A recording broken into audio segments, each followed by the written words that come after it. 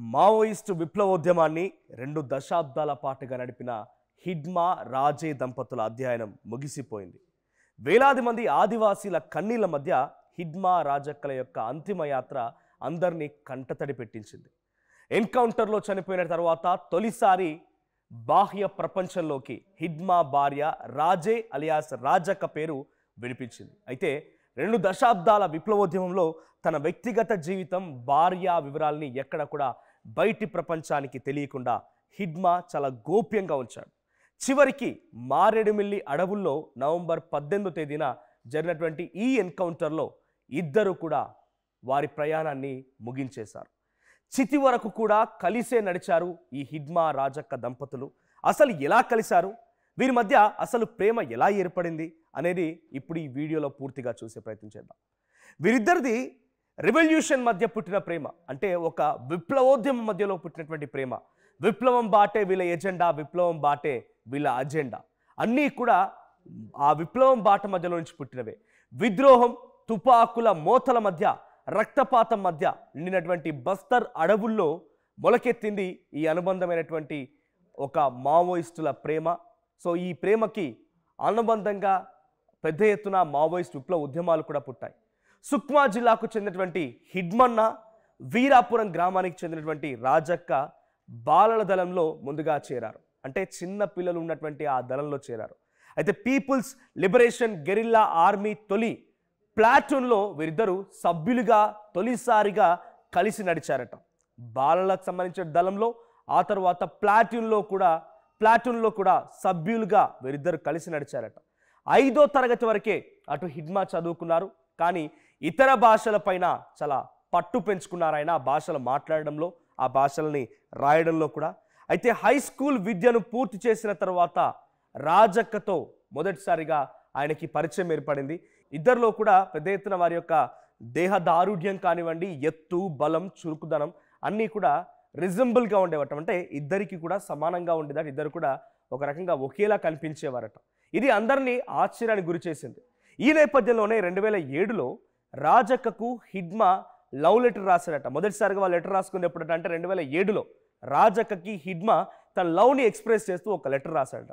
అయితే హిడ్మా రాసినటువంటి ఆ లవ్ లెటర్ను రాజక్క తిరస్కరించింది, పట్టించుకోలేదు.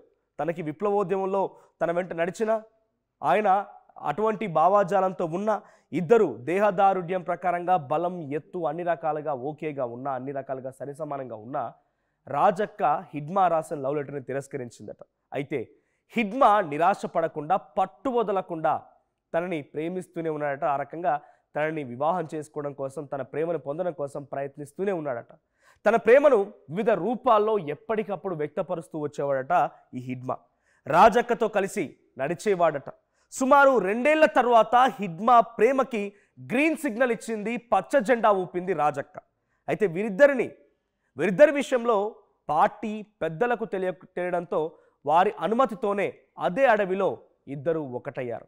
అటు పార్టీ నిర్ణయించి, పార్టీ ఆదేశానుసారం పార్టీకి తెలియడంతో వారిద్దరూ ఒకరికొకరు ఇష్టపడిపోయారు. కాబట్టి పార్టీలోనే పెళ్లి జరిగింది కూడా. అయితే పెళ్లి తర్వాత అడవిపై ఆధిపత్యం కోసం హిడ్మా, రాజే నిరంతరం గస్తీ నిర్వహించేవారు. అడవిపై పట్టు సాధించాలి. ఆ సమయంలో క్యాపిటలిస్టిక్ ప్రభుత్వాలు, క్యాపిటలిస్టిక్ కంపెనీలు వచ్చి ఎక్కడ అడవిని మొత్తాన్ని ధ్వంసం చేస్తాయని చెప్పి అడవిపై పూర్తిగా పట్టు సాధించాలి. ఇటు అన్నల్లో అడవి బాటలో తమ నాయకత్వం ముందుకుండాలి. ఆ తర్వాత బయట కూడా తమకు ఎటువంటి హాని జరగకుండా అడవిని రక్షించే బాధ్యతలు నిర్వర్తించాలని చెప్పి ఇద్దరు నిశ్చయించుకున్నారు.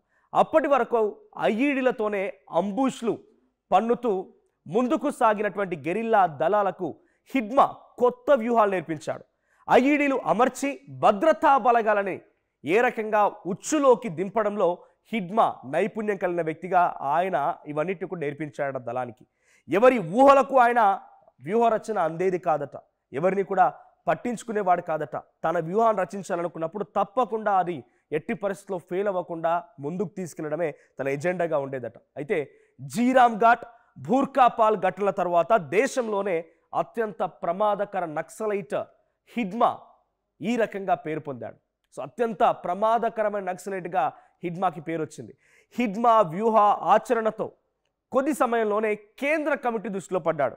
ఆయన నాలెడ్జ్, ఆయన పెట్టినటువంటి బాంబ్ ఎక్స్పర్ట్, ఆ తర్వాత ఎటువంటి వ్యూహాలతో ముందుకు వెళ్ళాలి, పోలీసులను ఎలా బోర్డీ కొట్టించాలి, ఎలా తమ ఉచ్చులోకి దింపాలని రకంగా అన్ని వ్యూహాలతో ఆయన ఒక ప్రమాదకర నక్సలైట్గానే కాకుండా అటు కొద్ది సమయంలోనే కేంద్ర కమిటీ దృష్టిలో పడ్డాడు. ఇలా అంచెలంచెలుగా ఎదుగుతూ అతి పిన్న వయస్కుడైనటువంటి సిపిఐ మావోయిస్ట్ కేంద్ర కమిటీలో హిడ్మా స్థానం దక్కించుకొని అతి పిన్న వయస్కుడిగా ఆయన రికార్డులోకి ఎక్కాడు. అయితే భార్య రాజే గురించి సమాచారం తన ఆచూకీ దొరకకుండా సంచరిస్తూనే వ్యూహాత్మక మెరుపుదాడు రచించాడట. మరోవైపు రాజక్క కూడా ఛత్తీస్గఢ్ రాష్ట్ర కమిటీ దండకారణ్య స్పెషల్ జోన్ కమిటీలో కీలక నాయకురాలుగా ఎదిగింది. ఆపరేషన్ కగార్తో దండకారణ్యంలో పరిస్థితులు మరి కంప్లీట్గా నిర్బంధం పెరిగింది.